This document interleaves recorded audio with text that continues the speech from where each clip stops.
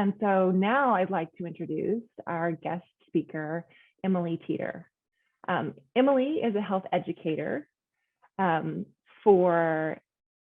a health educator for the Department of Health and Wellness at UCSB. One of her specialty areas is mindfulness meditation.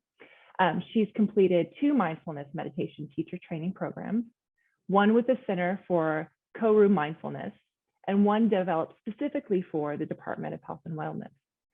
Emily's favorite mindful activity for self-care is swimming. That's mine too. The water is her anchor and provides space for her to focus on the present moment and to use breath and the sensation of being in the water to refocus her mind when it wanders. Emily is passionate about helping others discover their own innate ability to be mindful and aware while cultivating tools towards self-compassion and resiliency. So welcome, Emily, and thank you for joining us for our final day of the Gaucho Professionals Expo. Thank you so much for having me. Great to be here. I will go ahead and get started with a screen share and a little PowerPoint presentation.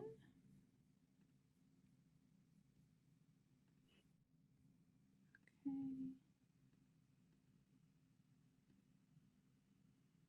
Here we go.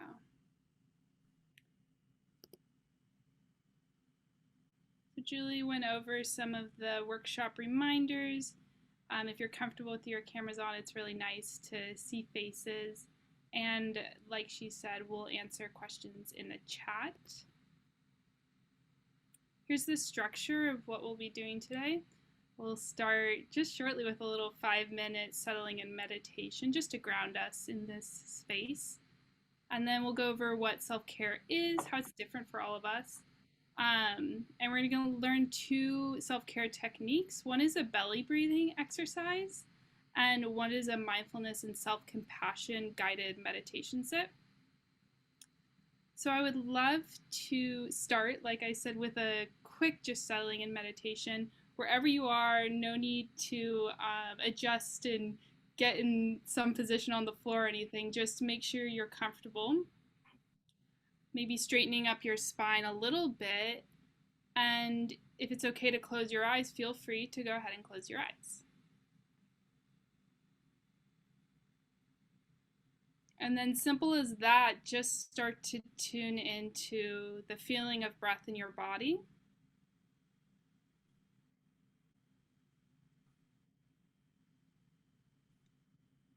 Noticing the breath flow in as you inhale.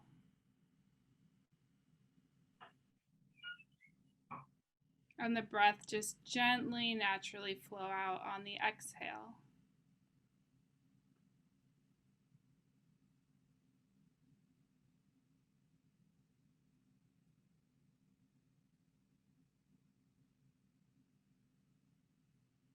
Really, there's nowhere to go right now. There's nothing to do.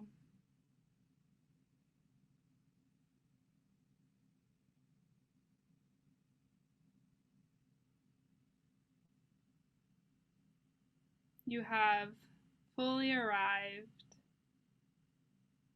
So just take a couple minutes to settle in.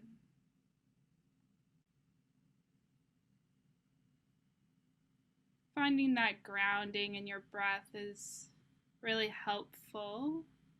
We're only breathing in the present moment.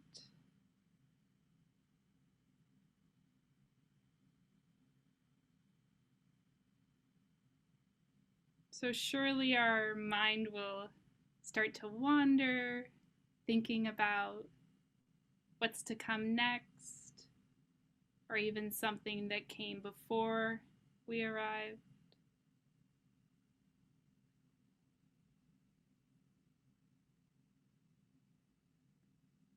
And that's totally fine. No need to control distractions or thoughts from occurring.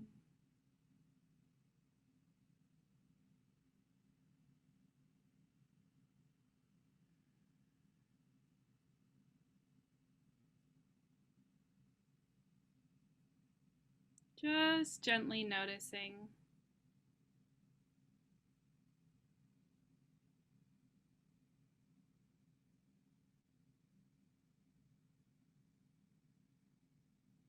And then coming back to that feeling of breath in your body.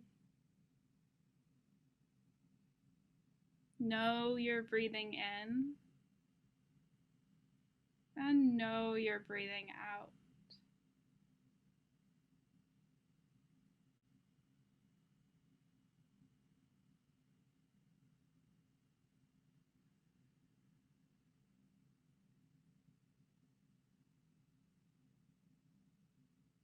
And for the next 3 breaths, see if you can pay full attention to that feeling of breathing in and breathing out.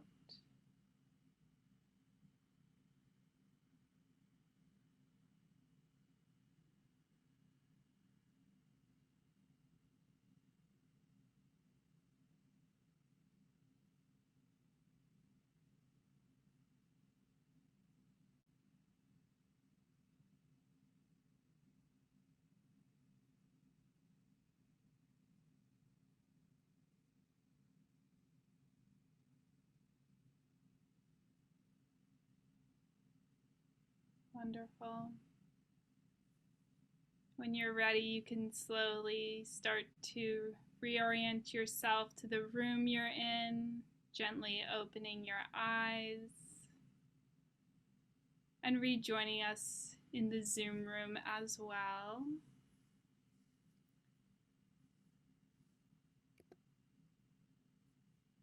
So to talk a little bit about self-care, I'd love for an interactive piece of joining in on the chat. I have 2 questions up here. If you'd like to answer in the chat, that would be lovely. Just getting kind of a pulse on what you like to do to support your own well-being, and maybe some of the obstacles about self-care in the workplace for you.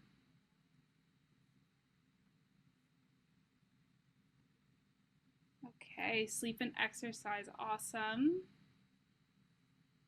Can already imagine some obstacles to sleep in the workplace, unless you're still working at home.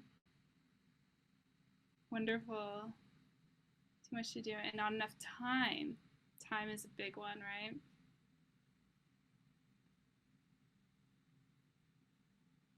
Exercise and wine, wonderful. So time being an obstacle. Scheduling in time, I'm sure. Yoga and nature, awesome.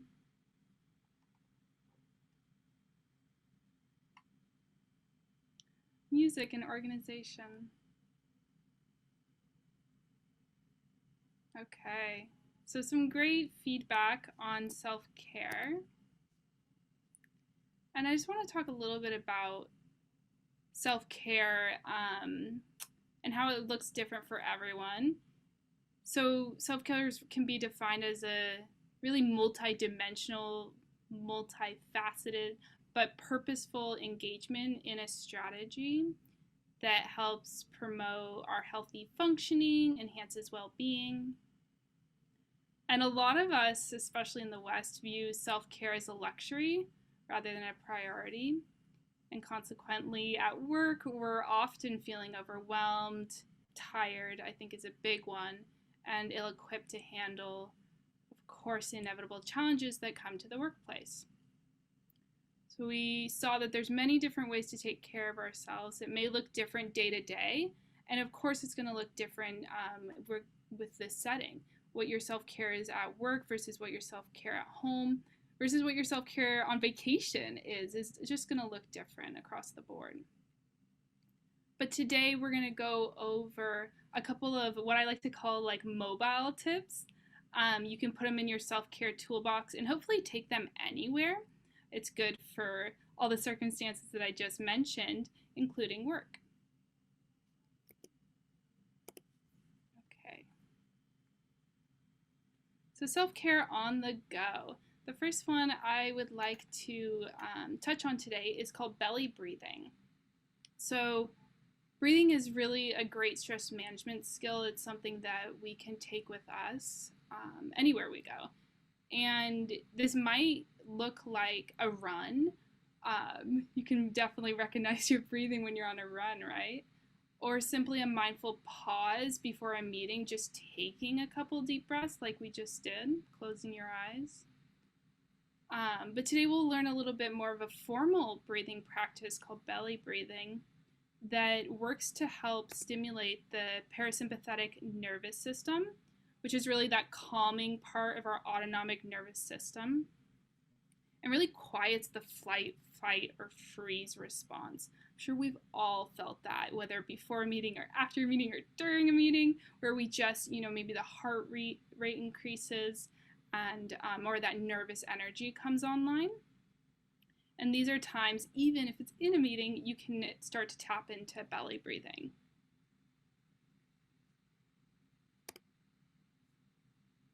So let's go ahead and get started.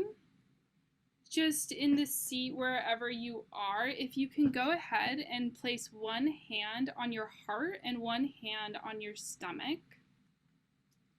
I'd like you to start to feel on your body where you most sense the breath. If it's helpful, you can close your eyes to start to tune out maybe the light or the outside environment.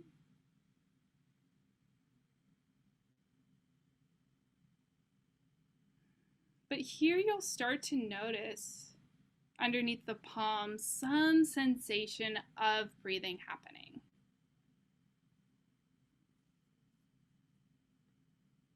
That might be the heartbeat underneath the palm on your chest.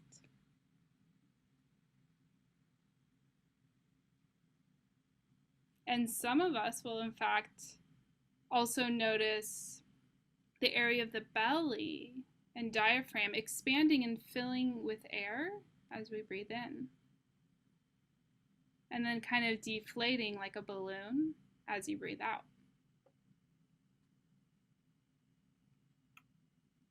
Wherever you feel it is perfectly fine.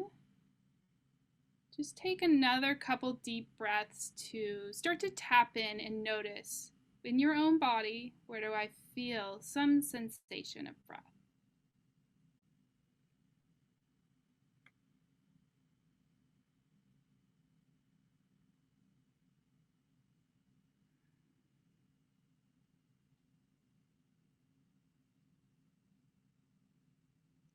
Okay, and if you're comfortable with your eyes still closed, we're going to continue the belly breathing practice. But we're going to go ahead and move both our hands down to the area of our diaphragm and belly. And getting comfy there once again. Start to see and play around with filling your belly with air as you breathe in. Almost like a balloon expanding. And then letting it deflate on the exhale.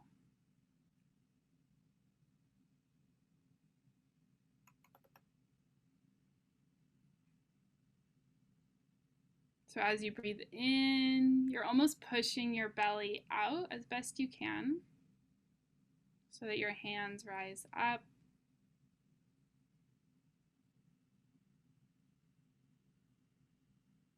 And as you breathe out, they sink back down, almost like the balloon deflating.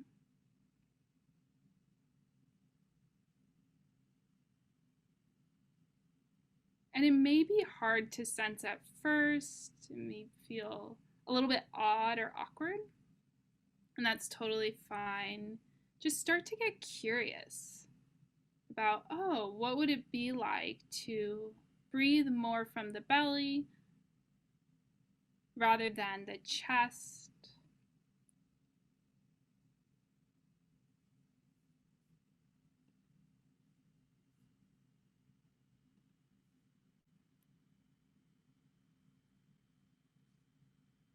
Like I said, belly breathing is a really powerful tool to take on the go to help calm and soothe the nervous system in those moments of fight, flight, or freeze response.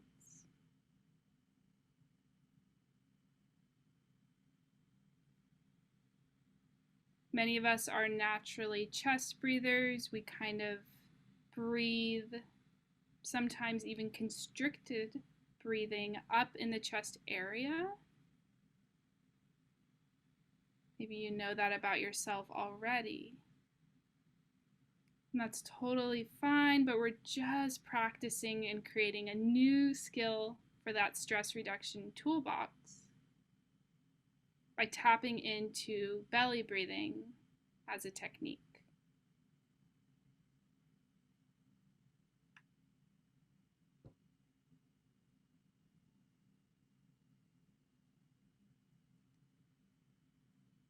So taking a couple more minutes.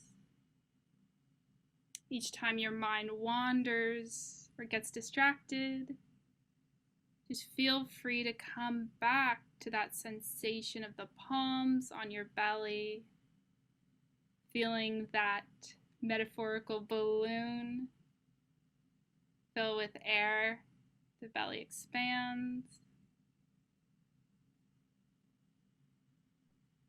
and then it sinks back down on the exhale.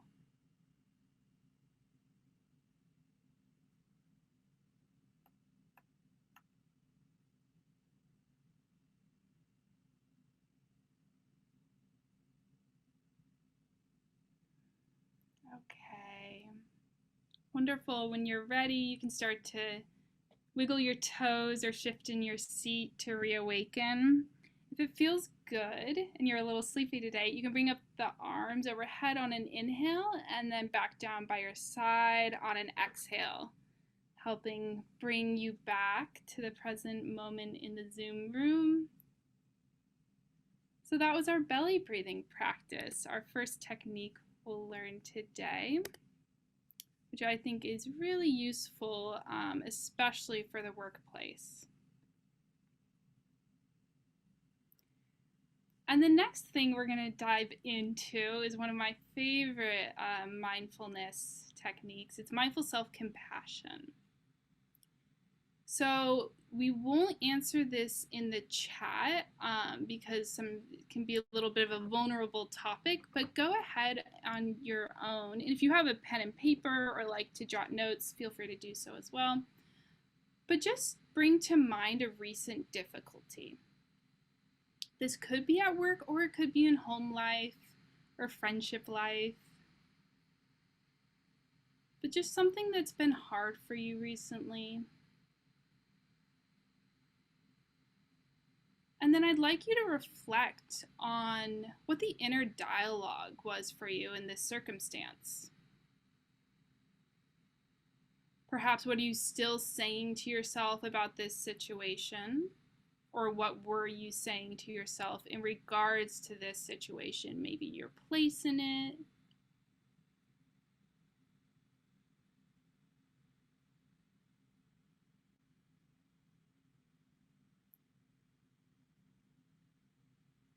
And then after reflecting on that, go ahead and bring to mind a friend who's recently gone through a hard time.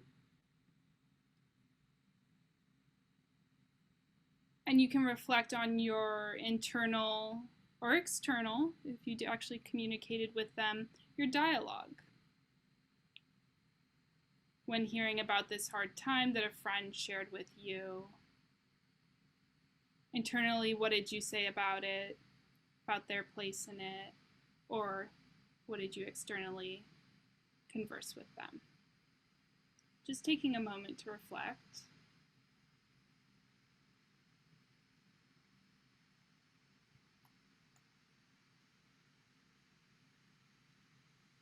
Okay.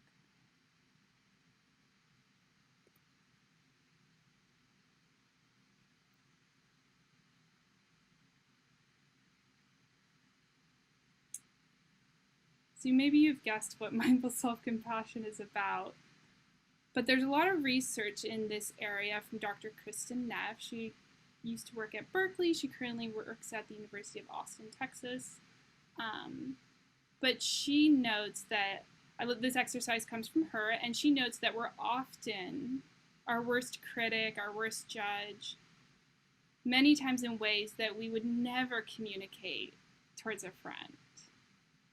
So perhaps you noticed this in your exercise, that you were perhaps saying something to yourself in regards to the situation that was difficult. Oh, I really messed up there, or I should have done, I could have done, etc., etc. But with a friend, often offering compassion, like, don't worry, you've got this. We often cheerlead others on a lot differently than we cheerlead ourselves. But the idea with self-compassion is that when we are suffering, we would try to care for ourselves just as we would care for someone we truly love.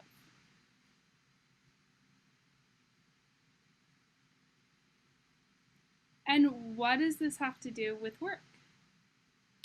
So there's been lots of really neat studies with self-compassion in lots of different areas of life, and they've shown that it helps folks handle difficult emotions with greater ease.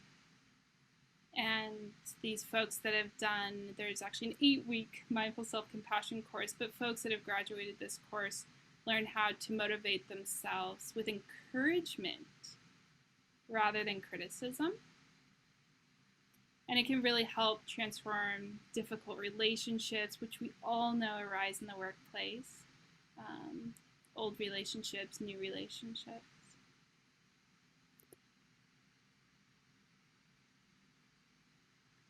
And it's also been linked to less rumination, less self-consciousness, which I know for me has been really helpful in the workplace, and more connectedness with others and the world at large. So I'll dive in a little bit about the connection piece because I think it's really neat. So one of the most important elements of self-compassion is the recognition of what they called shared humanity. Compassion, by definition, is relational. Compassion literally means to suffer with. So it implies an experience of suffering that's not singular. The emotion of compassion springs from the recognition that the human experience is imperfect, right? We all know that, and that we all make mistakes. We all go through hard times. When we're in touch with our common humanity, we try to remember that feelings of inadequacy or disappointment are just universal. And this is what helps distinguish self-compassion from self-pity. While self-pity would say something like, poor me, I suck at math, I'll never get a promotion.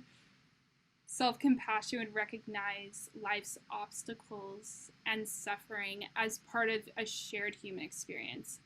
That the pain I feel in difficult times is the same pain that others feel in difficult times. Even if those difficult times play out differently in each of our lives, whether where we work or what our circumstances are, we can still really boil it down to the notion that each one of us goes through something that is personally difficult.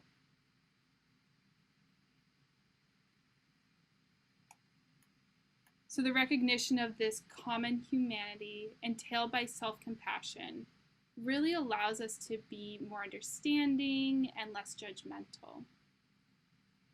We really can learn through this technique to not take things so personally.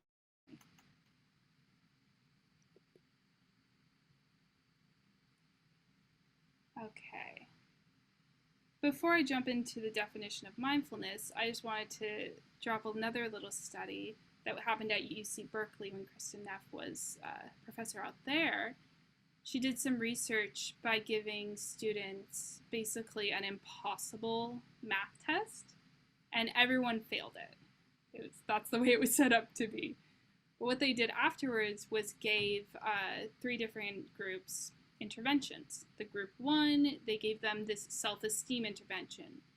They said things like, you're a Cal student, you got into Berkeley, you're super smart, you deserve to be here, just really building them up. Group 2, they gave them a self-compassion intervention. They had students practice self-compassion and contemplation with some exercise and techniques that we'll do soon. And then group 3, they did no intervention. It was really the control group. Then they told these students that they were going to take a test in another week, another math test, and they tracked how much time the students studied for the test and how they did. The students in the self-compassion group studied significantly more time than the other students, and they ended up doing better on the test. So even there was this group that was built up with this self-esteem intervention, they didn't necessarily study more and in turn learn more for the next test. So I thought that was a really neat study. And I'll jump into mindfulness because it ties in with self-compassion. So mindfulness, you've probably heard it's like a little hot term lately, and it often goes with mindfulness meditation, but it's just the act of paying attention to your present moment experience. And we try to add this in our teachings at UCSB, an attitude of compassionate curiosity. So rather than worrying about the future or rehashing the past, you try to hold your attention on the present moment at hand. And like I said in our settling in meditation, thoughts will come in, distractions are just going to occur. There's no need to make that controlled or not happen. You're just really noticing, okay, where's my attention resting in this moment?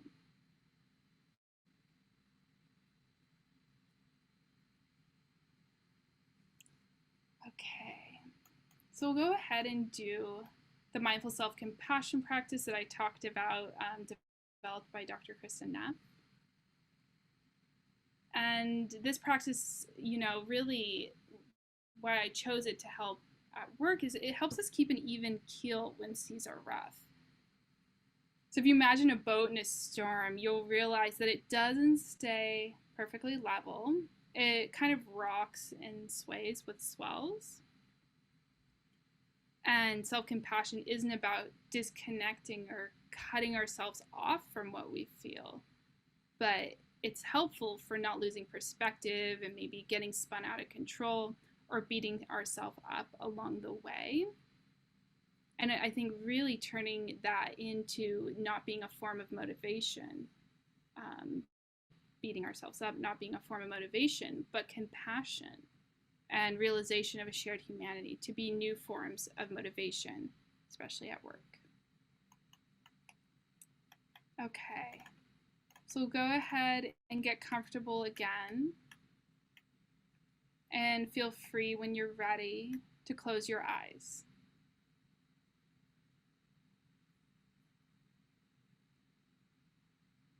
I'd love you to settle in back on the breath, similar to that grounding feeling of breath you found with the belly breathing practice.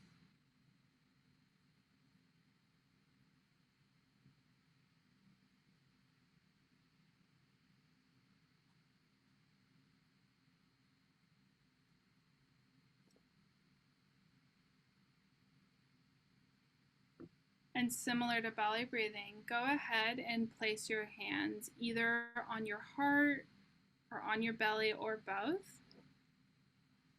And really, it could actually be anywhere on your body that you find soothing. That might just be the hands resting in the lap. It could even be the hands compassionately holding the face, resting on the cheeks.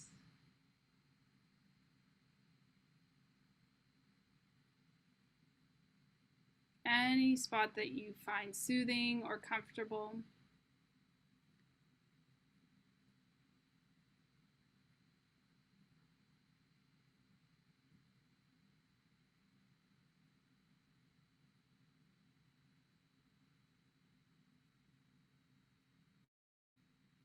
And with your hands resting here, see if you can really feel their warmth.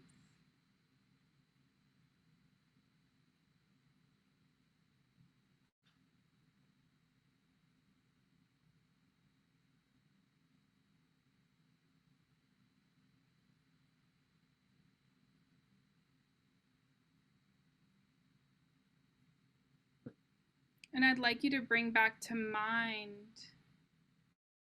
that difficult time that has been hard for you recently.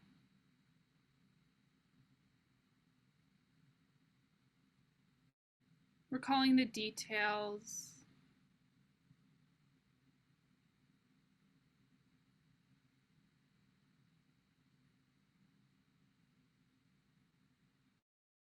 and just being aware of any emotions or feelings that may arise, recalling this difficult moment.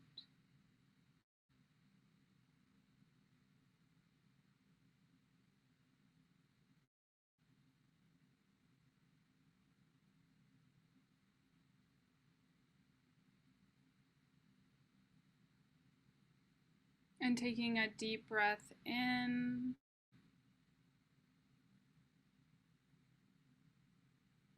and a deep breath out.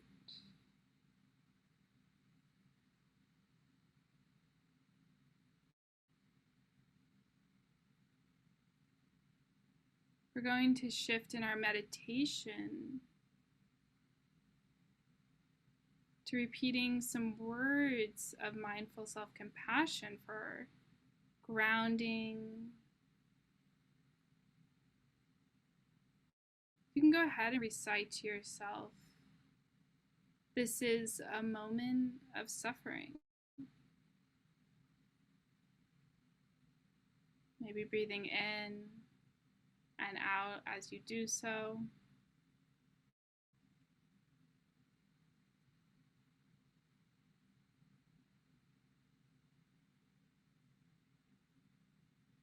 This is a moment of suffering.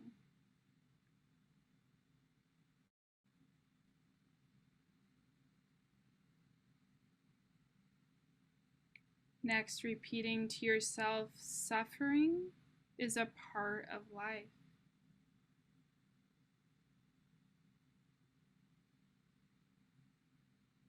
Suffering is a part of life.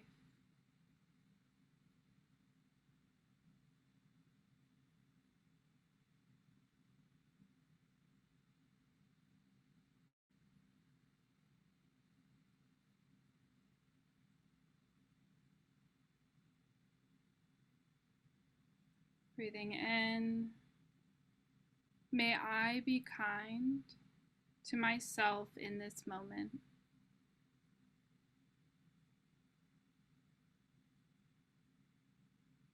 Breathing out, may I be kind to myself in this moment.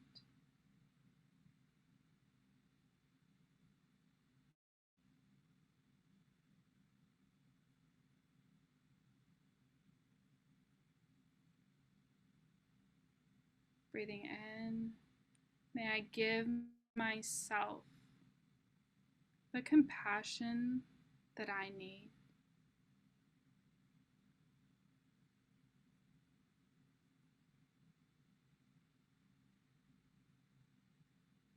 May I give myself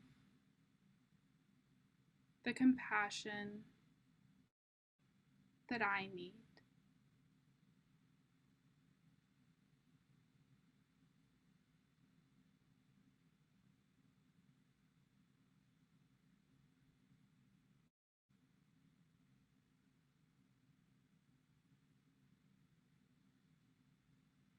If any of those phrases really resonated for you, you can go ahead and re-anchor and re-recite any particular phrase.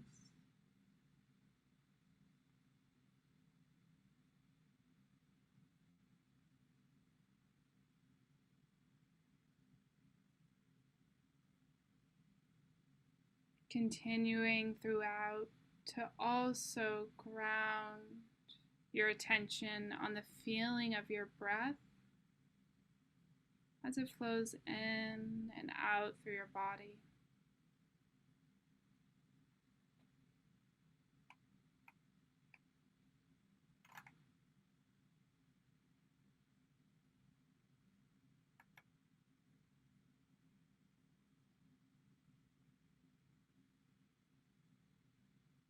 You notice any suffering arising for you, whether that's a painful sensation in the body or a difficult emotion coming up.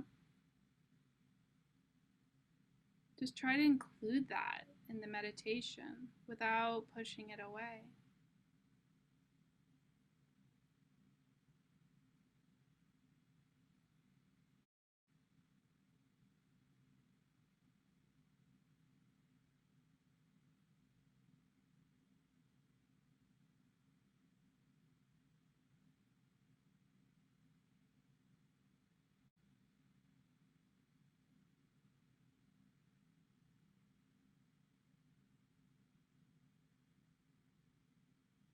Taking the last minute of your meditation practice to re-anchor yourself in your breathing.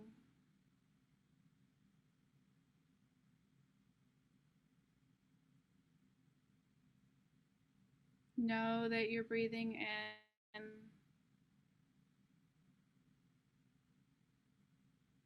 Know that you're breathing out.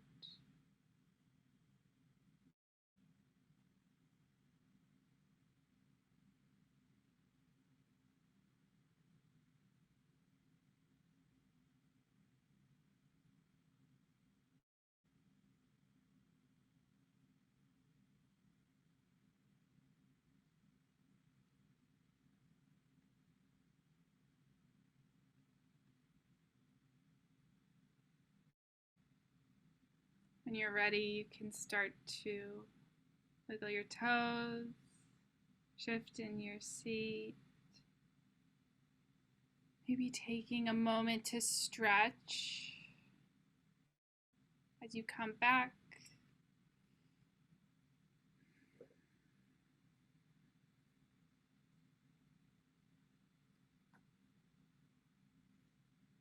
So like I said, mindful self-compassion is actually there's quite a lot of content in this realm, and this was just a really short practice, a small little taste of what the content from this program entails. But as we know, we can't always change our external circumstances, of course. We've seen that really prominently over the past couple of years. But what we can do is start to become aware of how we're relating to them. What I really would love for you to take away from this is maybe an empowering notion that you can notice when it's a bit too much and that you need a break. Whether that's at work or at home, if you're starting to experience heightened stress or anxiety, remember that you can always take some sort of mindful pause that works for you. And bringing kindness to yourself for whatever is happening. And whether it looks like a belly breathing exercise or some mindful self-compassion, just taking a couple deep breaths to re-anchor back to the present moment. Know that you're strong and this too shall pass. We've been through a lot this year, and there's a lot of transition still happening for, I know, a lot of folks. But please remember that there are practices out there for you. So when we find even a little more inner stability in times of great change, just go ahead and go to the next.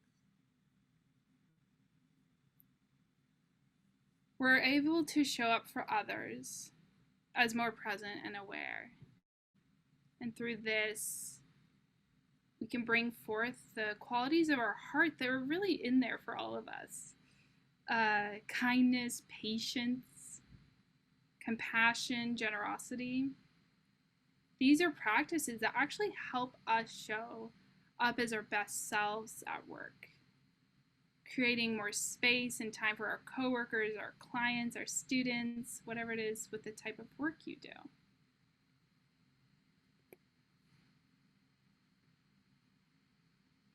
Okay.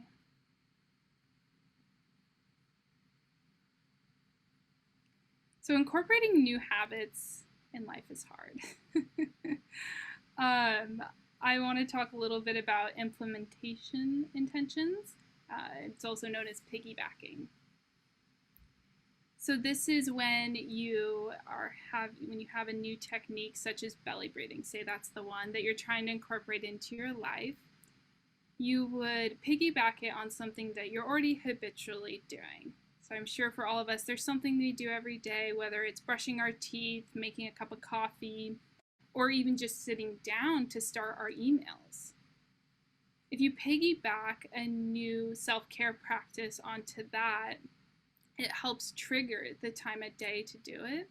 So if, for example, it's every time that I make my cup of coffee, it takes 5 minutes to brew, I'll do a 5-minute belly breathing exercise. It's a really nice way to just start to incorporate a habit.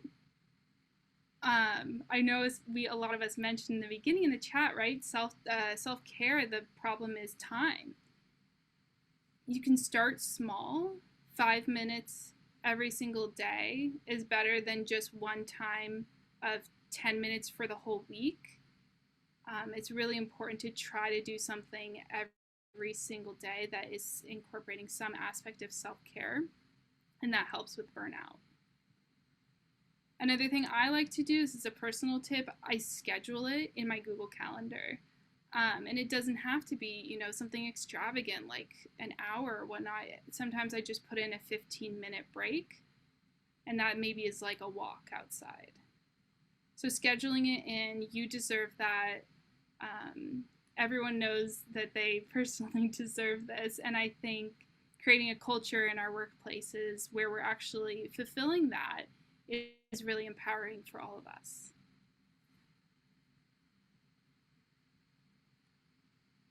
So thank you for listening. If you have any questions in regards to the presentation, you can personally email me.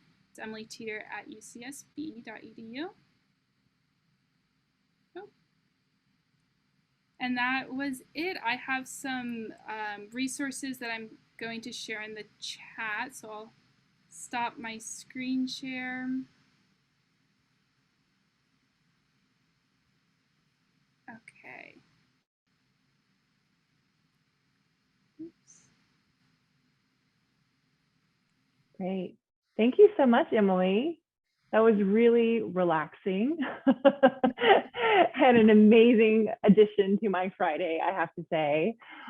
We have just a couple of minutes for one or two questions for Emily. She does have to rush off to do her magic in another space at UCSB.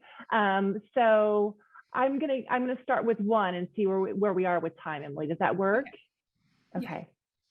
How important do you think developing a morning routine is before work? Yeah, it's interesting because I think everyone is so different. It's when we get these types of questions, it's kind of hard to have a steadfast rule for everyone. I think it depends on your home environment and your work environment and time. But I think there is something to be said about grounding and being present at work. So if that's what you need before you show up to do some sort of self-care routine in the morning, I think that's really powerful. Some people, it looks like exercising. Some people, it might look like meditating. And for some people, it might look like 5 minutes of just grounding themselves before they get out of the car to enter the workspace. So I don't want to say that there's something like specific to the morning or the night or the afternoon. I think it's unique to the individual. That's great. Thank you for that. And I guess just the last other question that we have is, how often do you recommend utilizing the deep breathing technique? I mean, for me, I think it's as I need it, but is there sort of like a sweet spot, a number that you recommend? Yeah, so I kind of mentioned that it's a little bit there's been some research about this like 10-minute a day meditation practice.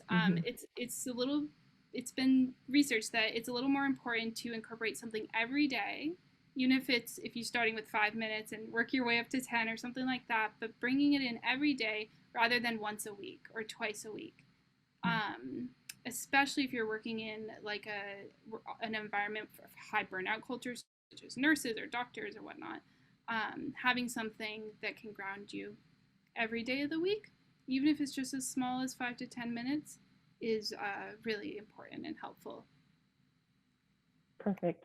Thank you so much. And thank you for taking your time on a very busy day for you to join us for the Gaucho Professionals Expo and for helping us build some new self-care practices and for sharing these wonderful resources. Yes. So thank you. And I just, so we'll say goodbye, Emily, and enjoy your next session. Thank you so much. And just to let you know, I put a couple things in the chat, just links to different UCSB resources, as well as the selfcompassion.org, which is where Kristen Neff's content is.